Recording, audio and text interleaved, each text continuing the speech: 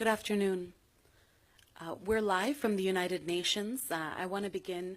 I'm Akshaya Kumar, Deputy United Nations Director at Human Rights Watch, by thanking the UN Correspondents Association for once again hosting us to launch our latest Human Rights Watch research here from UN headquarters in New York.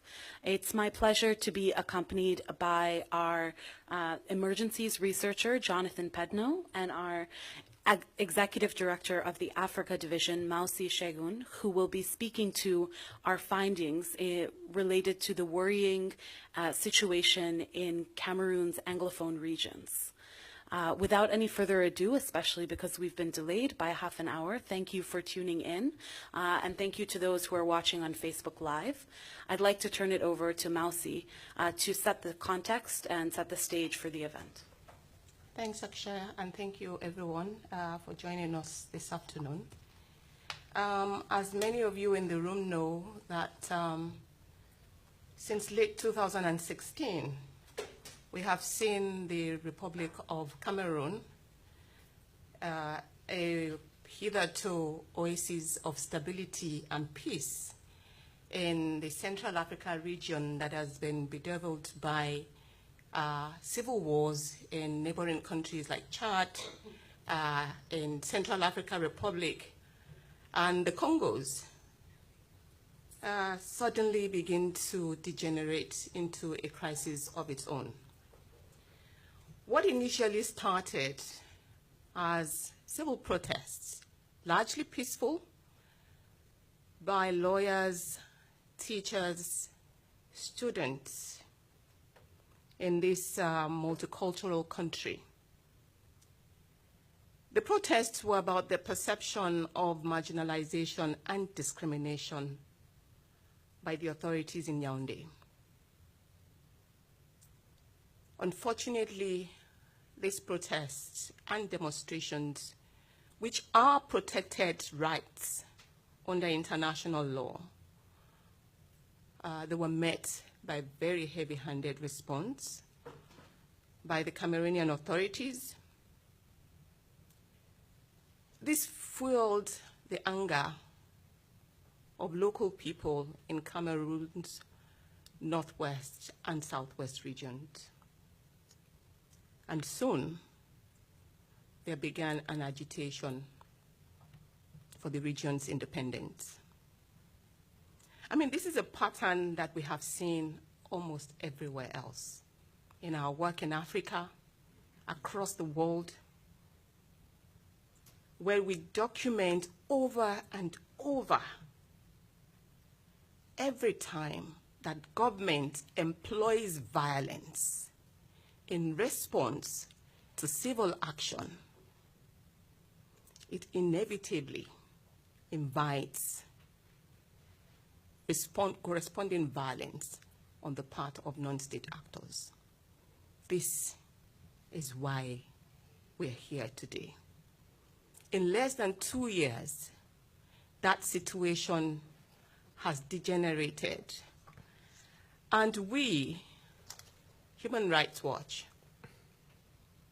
watching how the situation was escalating, decided to send in our researchers to travel into Cameroon and document first-hand accounts from the victims and witnesses and others that have been affected by the violence. In April, Jonathan, my colleague here, and another colleague who is not here, our Children's Rights Deputy Director, Children's Rights Division Deputy Director, they were in the southwest and the northwest region, traveling from village to village, talking to people, families of people who have been killed, tortured, students, teachers whose schools have been burned or properties destroyed. Across this region, hundreds of people affected in many parts of this region. But like I said earlier, the perpetrators are not just government agents. those who have been involved in the pressure for independence have also been, unfortunately, credibly implicated in abuses themselves, including intimidation, threats, and other abuses, including killings and the burning of schools and other properties, extortion as well, setting up roadblocks. Once we were done from the field, we realized that as bad as the situation that we documented was, that there was still room to stop this from escalating further. And so we reached out to Cameroonian authorities and to other partners across the world, including the UN. And I have to say that we were gratified by the openness of the Cameroonian authorities to engage with us. We have received both informal and formal responses to our queries and requests for further information. We have seen some progress. For example, the 47 separatist leaders who were arrested, some of them from Nigeria and from elsewhere, who had been held in incommunicado in Cameroonian prisons, were allowed visits by family members and their lawyers for the first time. We believe that there is room for negotiation. We believe that there is room for dialogue. And we want to use this report to open the eyes of the world to what is going on in Cameroon, and hopefully to get the buy-in of the Cameroonian authorities and the separatists to give peace and dialogue a chance. Jonathan has more details to share with you about his findings on the ground, a lot of which we corroborated with the use of technology, using satellite imagery analysis and the verification of videos and photographs and other materials that he got from Cameroon. We'll start with a video, and then Jonathan will speak to it.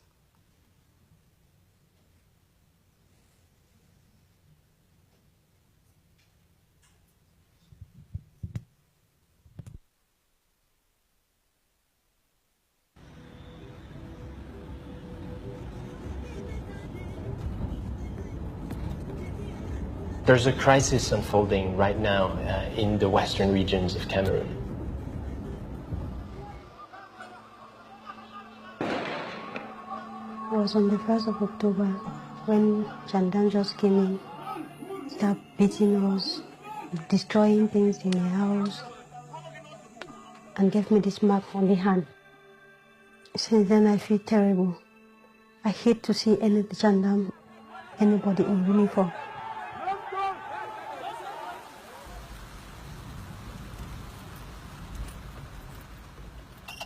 These are regions that are known traditionally to be Anglophone regions in a bilingual country, a country that speaks both French and English, in which the majority is Francophone, French-speaking. In 2016, Anglophone teachers, lawyers went down into the streets to protest government decisions, to ask for more Anglophone teachers and lawyers to be deployed to their areas. These demonstrations were met with a very heavy-handed response from the government. People were picked up in the streets, beaten up. Government used live ammunitions against protesters. All of that contributed to a hardening of the situation and the positions of the leaders of the Anglophone community, who went on to eventually create a number of armed factions asking and fighting for independence. Since 2017, they have started to attack government facilities, government officials, and have also been attacking schools, preventing children from going to their classes.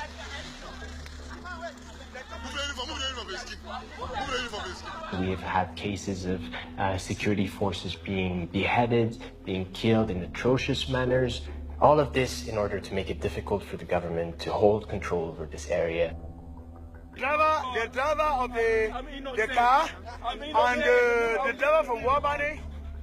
And the government has deployed security forces in order to quell what they see as an existential crisis, using extremely problematic and illegal tactics. Just look at what is happening in Kwakwa. People are dying. All houses, people have been burnt down. Look at human beings. Oh Lord, please, please, please. We have been able to verify the assertions of the people that we spoke to through our satellite work, and we were able to identify at least 20 villages that had been burned by security forces. We've seen villages in which over 700 structures had been destroyed by arson. We have over 150,000 people who have been displaced from their homes. Clearly, in the case of Cameroon, we have a situation that has been going from worse to worse to worse. And it's important that the international community not only takes note of what is happening, but also pressures the government of Cameroon, as well as these separatist groups, to stop attacking civilians.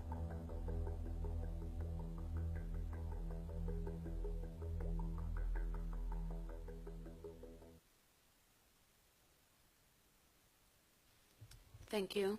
I'm happy to turn it over to Jonathan to launch our latest report. For those who are just joining us, this report is These Killings Can Be Stopped, Government and Separatist Abuses in Cameroon's Anglophone Regions. And Jonathan, our emergencies researcher, has recently returned from Cameroon himself, where he's made a research mission and also an advocacy mission. Jonathan, thank you. If there is one place where I did not expect to be documenting the type of violence that we are here to talk about today, it's probably Cameroon. For most of my career thus far, Cameroon has been, as Mauzi was saying, an island of stability in a sea of otherwise very troubled countries, places where lots of abuses have been taking place. And therefore, it was very much a surprise for us when we went finally to Cameroon to verify the assertions that that had been communicated to us by several people, by several sources. It was very much of a surprise for us to discover how bad the situation truly was. I spent 3 weeks in the western, in the southwest and northwest regions of Cameroon. This was a difficult mission for us to accomplish. People were extremely afraid. People were not forthcoming at all, which is not necessarily quite usual with crisis situations. Those are situations in which usually people are very much forthcoming, really much want to tell their stories, whereas in Cameroon right now, the people we met were thoroughly afraid. It was very difficult research for us to accomplish. Nonetheless, over these 3 weeks, we managed to meet with over 80 people. And these 80 people painted a picture of a situation that has indeed been going from worse to worse to worse. And the reason for that, as Mauzi was saying, is in large parts because we have been faced now in the context of Cameroon with two parties, with two sets of ideas that do not want to talk, that do not want to negotiate in good faith, and have been using, therefore, violence to resolve these issues. Therefore, squeezing in between a vulnerable population, a population that has never really been acquainted with armed violence in the past, a population that is extremely vulnerable to violence, but also very much traumatized by the amount of violations that have been taking place now, especially since late 2017. Without going back into the historical details of the situation, this is something that I'm open, obviously, to discuss about later on. I'd like to share perhaps with you a few of the stories that we've heard. And it's important to stress that the people that we met, they're single mothers living at home, they're teachers, professors, they're students. They're not activists. They're not, civil society leaders. They're not the kind of people who are out there with an agenda. They're the kind of people who are out there because they don't have a house anymore, because they've been forced out of their communities, because their houses have been burnt. And they came to us to tell us not only about abuses committed by government forces, government security forces, but also by members of their own communities who have chosen to take up weapons and have not only been attacking government forces, but also civilians using extremely problematic tactics.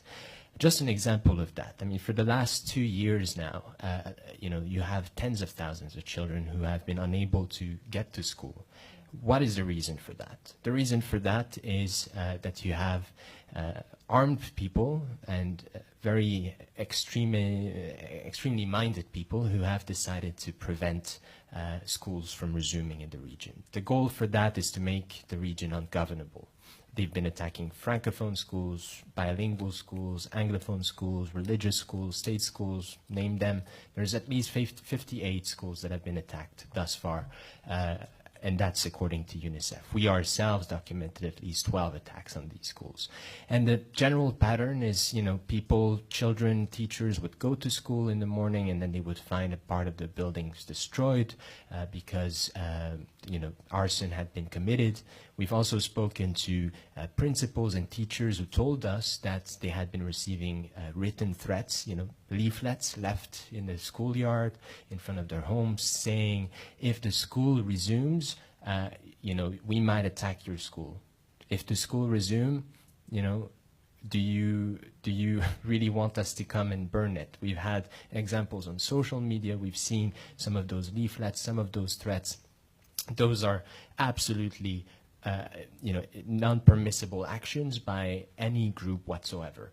Children should always be allowed to go to school. Now you have at least 32, perhaps up to 40,000 children in both regions who have been out of school for 2 years.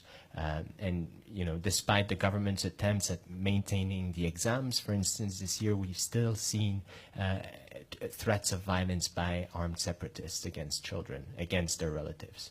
To give you another example of the kind of violence that has been exerted by these groups, and that is an extremely worrying trend for us.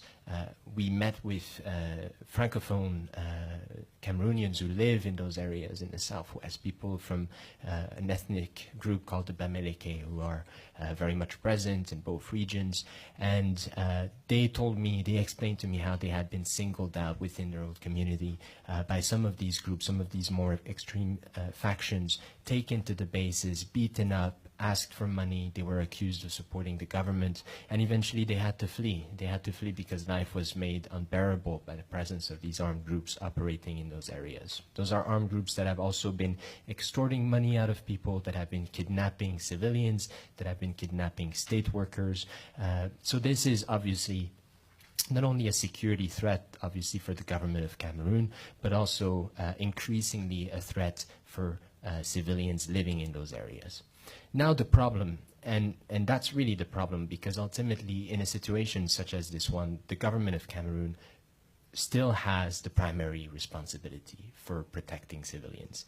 We are talking not about the non-international armed conflict at the moment, because we are not clear on how present, on how big these forces actually are. And that requires a normal, an even higher threshold of precautions by the government of Cameroon when responding to this crisis. This is something that we explained to the government when we met with them. Now the problem, what we've been seeing, is in fact quite the opposite. We've been seeing security forces, more and more so since December, January of this year, going to various villages, often in retaliation for attacks by groups of armed separatists against convoys or against small gendarme or police or army bases. We've seen these convoys of security forces driving to a village. People described to me how they saw early in the morning the trucks, carrying soldiers, parking in the middle of the village, and then starting to shoot. Obviously, the typical reaction to that is to flee. And so many people that I met, described to me how they took their children, they took whatever they had at hand, fled to the forest, and a few hours later, hearing gunshots, hearing cries, they saw smoke rising above the canopy. And when they returned to their village, hours later, what they found was destroyed neighborhoods, destroyed homes, destroyed livelihoods. And in some cases, we documented at least 4 of those cases, relatives who had been burnt alive in those fires. We documented 4 cases of older women who were unable to flee when these security forces came to the village and set fire to the homes and burnt alive in horrible circumstances. The son of one of these women, whom I met in the southwest, told me how he was on his way back to his village the day that the attack took place in February. You know, he was stopped at a checkpoint by the army at the bridge. He was about to cross to go back home. He clearly understood that something was not right. He was hearing gunshots, seeing smoke above the village. And when the next day was finally allowed to go into the village to proceed on the road, he got home, or to whatever was left of his home, found ashes, and only found the head and the intestines of his mother. You know, and this was extremely traumatizing for him, for other people in the village. This is one example of the kind of violence that we've been documented. You know, we also spoke to this other woman, for instance, a teacher, single mother with 3 kids, 2 kids, 3 kids, who you know, had been saving money for 10 years to build her own home in the Northwest. She built the home. She was very well seen by the people in the village because she was the one person who succeeded, you know, going abroad to Yaoundé, to Douala to make out a living. And so she was living with her parents. One day she goes out to the field. She hears, you know, people shouting at her, telling her to come back. The house is on fire. Why is the house on fire? Because security forces had just come to arrest her parents, her elderly parents. Security forces basically came that day to arrest both her mother and her father because they were looking out for her nephew. This is called proxy detention, and this is illegal. You cannot arrest members of the family in order to get to someone else. Nonetheless, security forces did that, brought the parents over to the main town, to the station, and then the daughter, the person who owned the house, had to go to the gendarme station and was asked to pay a bribe in order to release her parents. Not only had she lost her house, had her elderly parents arrested, and then she was also asked for money, a sensible sum of money in order to release her parents.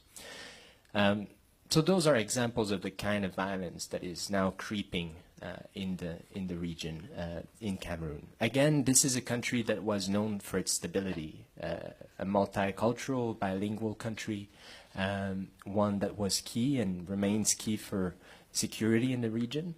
And yet we're seeing it tick all of the boxes that we usually see before we enter a protracted phase, the protracted phase of a conflict, the time when diplomats and journalists say, oh, this is terrible, this is a terrible situation, why did we not do something beforehand? So now we still have a little bit of a window. The government of Cameroon has been very engaging in its response to our findings. We were able to go to Yaoundé. We met with 8 senior government officials, including one of the top advisors at the presidency. We had very long meetings with them in which we were exchanging very frankly about how we saw the situation, about the findings that we gathered. And the government pledged to conduct a number of investigations. We have received in this report a written response from the government of Cameroon in which it details 3 of such cases. But in general, the response of the government has been to tell us, well, you know, you have some rotten apples here and there. You know, soldiers are traumatized or deployed away from their families. They get attacked by these people moving in the forest, in the villages. So sometimes you may have 1 or 2 people doing something they shouldn't be doing. The reality is that now we have 20 villages that we've been able to identify as showing signs of destruction consistent with arson. When I say consistent with arson, it's because we can clearly see that the structures are burnt in one place and then the fire jumps, you know, past the trees, past obstacles to another house nearby, but still it doesn't burn the tree, meaning that, you know, it's not just a case of a house being burnt and then the wind carrying it around. There's clearly someone transferring the fire. And this is very much consistent with the testimonies that we gathered in the field. And so we've been asking the government of Cameroon now, not only to, you know, tell people like us, tell people like Human Rights Watch, a foreign organization, what they've been doing to deal with the situation. We've been urging them to communicate that openly and transparently to their population. It's one thing to try and preserve the morale of the forces fighting in those areas. It's another to try and preserve the morale of the population that is currently facing the bulk of these actions, that is currently paying the price for these illegal tactics being carried out. The government has to come clean. The government has to engage much more forcefully and carry out accountability, provide accountability for the crimes that have been committed in those areas. I'll leave it here, and thank you for those remarks, Jonathan, and for so vividly and viscerally describing some of the research that you've done, but also the conclusions we were able to draw by using satellite imagery and analyzing videos.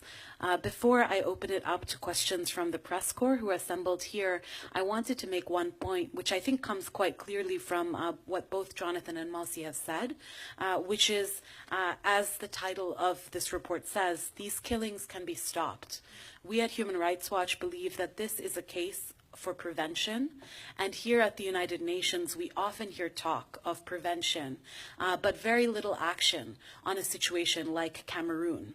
And so Human Rights Watch is recommending that the UN Security Council request a briefing by the Secretary General on the situation in Cameroon, demand an end to these human rights violations, and make clear that further abuse will lead to targeted sanctions, including against the individuals who are credibly implicated in these serious violations.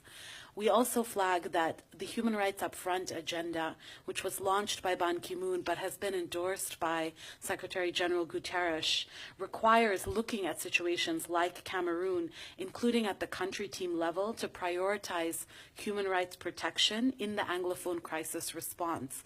So we're looking for the resident coordinator of the United Nations to take this on and publicly address these issues, including by sharing information through the UN system so that the Secretary General is able to raise the situation in Cameroon with the Security Council as a situation that we believe threatens international peace and security. So at this point, I'd like to open up the forum and the floor to questions. We'll begin with Michelle with Reuters. Thank you. Hi, Michelle Nichols from Reuters. Just following on from what you just said, Akshaya, what has been the response from Security Council members when you've suggested that they have a briefing on this? Are you finding that they're receptive? We're still engaging with Security Council members. I think we hear a lot of lip service at the UN to the idea of protection, but some wariness to adding another situation, particularly another African situation, to a very crowded agenda.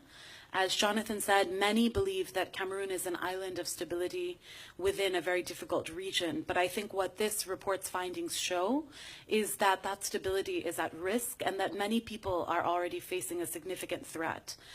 So it's our assessment that that will need to change. Security Council members need to be mobilized to action, and they need to find a place to squeeze this on what is admittedly a very busy schedule that they already have. We have a question from Sherwin. Yeah, just Sherwin Briceby, South African Broadcasting. Have you engaged with the African Union? I know, based in New York, you tend to lean on the Security Council more, but isn't this a matter that should start in the sub-regional organization? Yeah, I'll turn it over to our Executive Director for Africa, Malsi. It is. Indeed, we have it as part of our advocacy plan. As you know, the report is just being released today. We have specific recommendations to the Africa Union and to other regional partners and those who can influence Cameroon. But we believe strongly that with the indication and the body language from the Cameroonian authorities, there is an interest in, acting on some of the recommendations targeted directly at the government. We will engage with the AU and, other regional mechanisms to strengthen and support Cameroon in doing the right thing and, engaging perhaps, I think the critical thing we need now is a moderating voice, someone to mediate between the separatists and the government, and we think very strongly that the AU and individuals within the continent might be able to play that role. Thank you, Mausi. I'll also add that on page 8 of the report, you'll find recommendations that we direct to the African Union, and these touch not just on pressuring the government, but also addressing the actions of the armed separatists, especially to end all attacks on civilians, including facilitating the immediate resumption of schools. And as you heard from Jonathan, thousands of children have been out of school because of these attacks, which have affected all types of schools, Anglophone and Francophone. Any other questions? Evelyn, please. Oh, sorry. Thank you. What is the resident coordinator doing, if anything? And the moderating voice, you expect that to come from the AU or from Cameroon itself? So I'll take this. Yeah, Yeah. In terms of the UN's response on the ground, I think it's been quite severe, in fact, severely limited at the moment. In parts because the government of Cameroon has been not so welcoming of foreign monitoring or external monitoring, especially in this situation. I think this is a situation that they very much see as internal. Although they have provided access to some UN agencies to conduct assessments, those have been severely limited in parts because of the security situation. There was one attempt by a UN agency, by a cohort of UN agencies to go to the southwest and northwest. They did conduct some work, but were asked eventually to leave the area by the governors. So this is something that is troubling. We followed up on this in our meetings with the government. The government has also not been very forthcoming in allowing the Office of the High Commissioner for Human Rights to get access to the region. The Commissioner, Zaid, has asked the government twice for access. Twice it's been denied.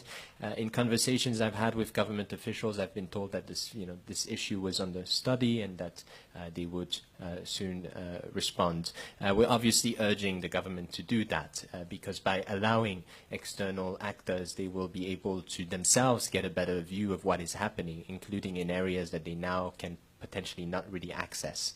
In terms of, and I'm sorry, I forgot your second question. Mediation.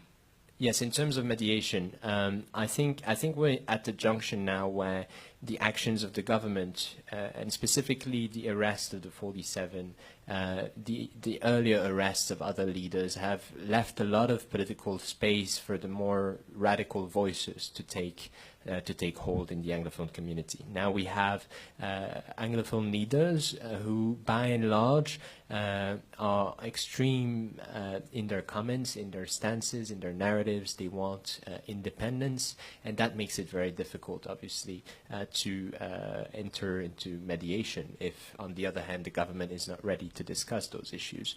So clearly there is a need for de-escalation. There is a need for the more moderate leaders of the Anglophone community to take more space in the political sphere, but then you also need a third party that can be trusted. I know that there have been several actors that have been floated, including the church, for instance. So those are obviously up for the two parties or the several parties to decide, not for us. But it's clear that international actors should propose their services should the government of Cameroon be open to the idea, and leaders in the Anglophone community also allow for that to happen.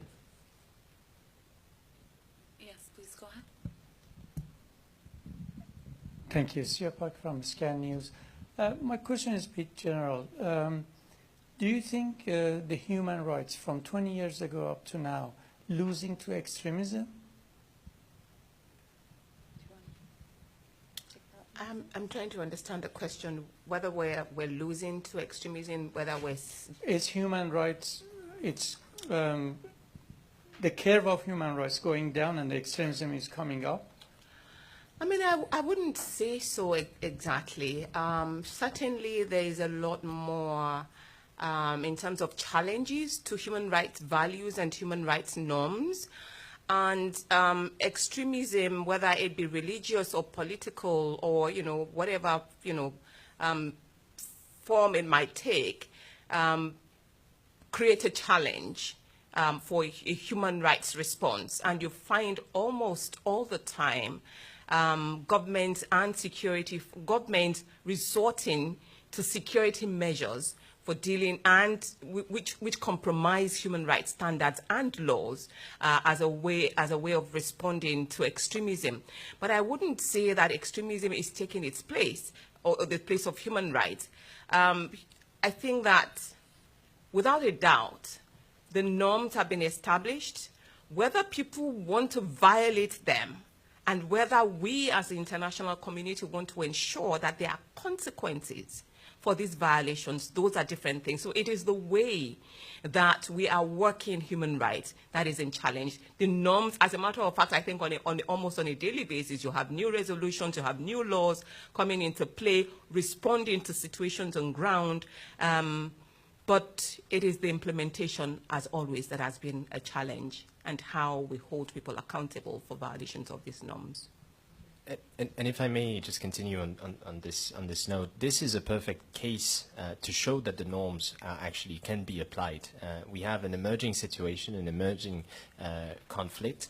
If we want to talk about prevention, if we want to talk about upholding the norms, if we want to set an example for how the UN system and other multilateral systems can actually function, and when we have a government that's also ready to engage on this question, as the government of Cameroon has been doing with us, I think we have here the perfect recipe for a story that could eventually get better and not worse. But action needs to take place now, and not 12 months from now when it lands on the Security Council's table as a grave situation of emerging atrocities.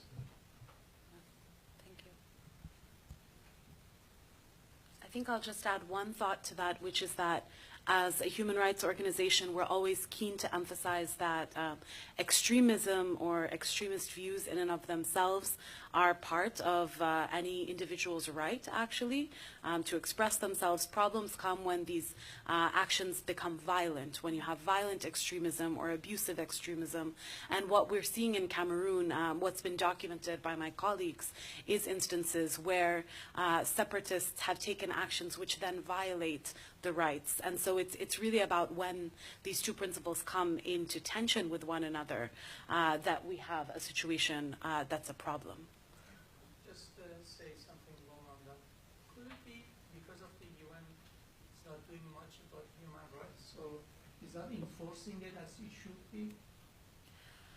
Well, we are constantly pushing the United Nations to do more to stand up for the victims of human rights abuses and to hold itself to the highest standards. And in this report, one recommendation which we make, which I think is quite an important one because Cameroon provides troops to so many peacekeeping missions, is that the UN conduct its own proper screening of all Cameroonian security forces who are meant to join UN peacekeeping operations. And this is one way to exclude any individual or unit who is suspected of human rights violations, including in the context of these operations in the Anglophone region, from joining the UN forces. This is a way for the UN to use its power, its leverage, and also to hold its own self accountable, to not be enabling or bringing on abusers and giving them a role of being a peacemaker in another country when they're an abuser at home.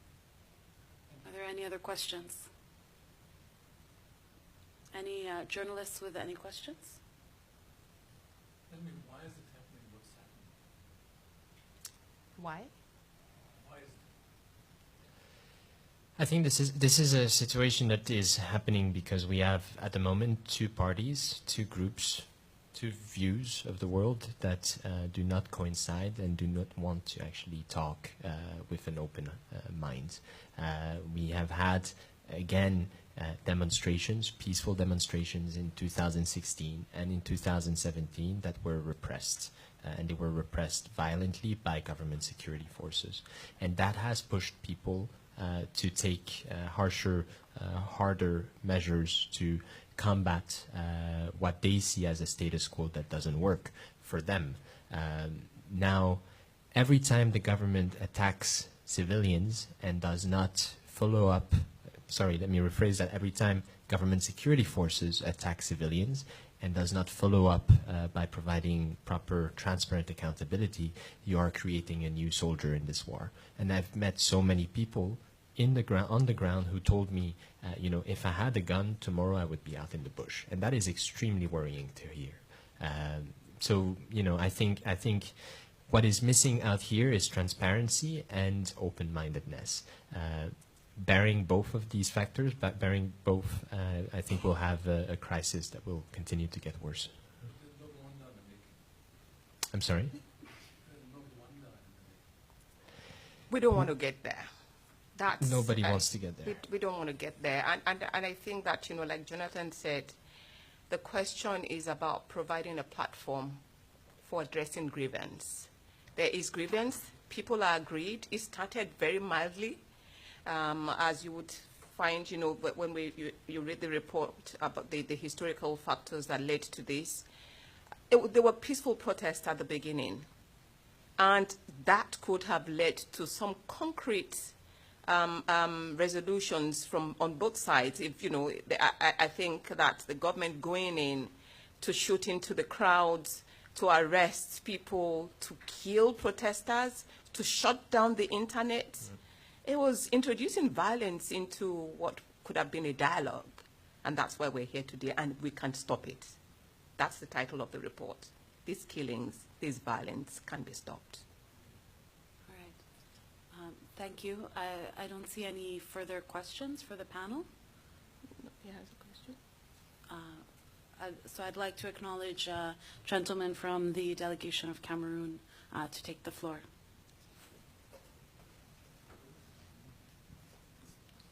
There's the microphone. No? Okay, sorry. Okay. Sorry, my apologies. I'm Sherman Bryce-Lees. I'm the president of the UN Correspondents Association. This is a press conference open to the media. Now, I understand that there are some things that you want to put on the table, but that hasn't been cleared with our committee. This is a press conference open to journalists. We let you come and sit here as a courtesy to the Cameroonian delegation, but this is a press conference open to the media. And if there are additions that you would like to make, you should do that in a process where you consult with my office first before. I mean, this is a Human Rights Watch briefing. So we have house rules. Generally at UN, diplomats are not allowed in the press briefing rooms to begin with. But as a courtesy to you, we thought we'd let you come in here, but we do not want to give you the floor here without you consulting us first. Because I see you have a report in your hand there that you want to counter-report. It hasn't been cleared with our committee that approves these press conferences. So with the utmost of respect, I'm going to decline you the floor because this is a press conference open to only journalists. So please talk to us afterwards. The journalists are here. The Cameroonian delegation is here. You're welcome to speak to them outside. And if you want to have a briefing here, come and speak to us, and we can certainly make that happen. Okay? I would point out, however, just before we finish, that there is an extensive response by the government that is printed in the report and that everyone can consult at the very end of this report, page 52. Thank you. So with that, then I'd like to wrap up the press conference. Thank you for your attention and for joining us today. My colleagues Mausi and Jonathan are available for individual interviews and also available to speak in French for any outlets who are interested.